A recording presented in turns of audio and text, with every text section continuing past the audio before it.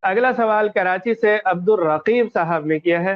ایک عورت 3 یا 4 گھنٹے کچھ نہ کھائے تو اس کے معدے سے منہ کے راستے خون آنے لگتا ہے۔ اگر روزہ رکھے گی تو خون آنے کا غالب گمان ہے۔ ایسی صورت میں یہ عورت روزہ رکھے یا یہ معذور کے حکم میں ہوگی؟ خیال رہے کہ عورت بڑی عمر کی ہے اور مذکورہ بیماری کا علاج بھی چل رہا ہے۔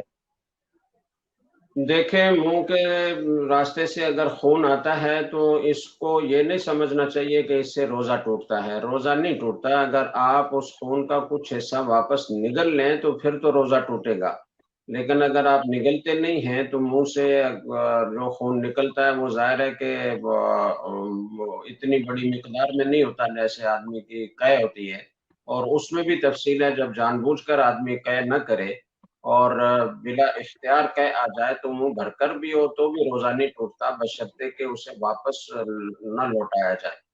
تو اس لیے روزہ تو نہیں ٹوٹے گا۔ باقی یہ کہ اگر اس خون کے نکلنے کی وجہ سے ان کو ضعف اور کمزوری اتنی ہو جاتی ہے کہ ان کو کسی بڑی شدید تکلیف میں مبتلا ہونے کا اندیشہ ہے یا خدا نخواستہ جانی کو خطرہ ہوگا، تو ایسی صورت میں پھر یہ عذر ہوگا، روزہ چھوڑنے کی اجازت ہوگی، بعد میں صحت ملنے پر اس کی قضا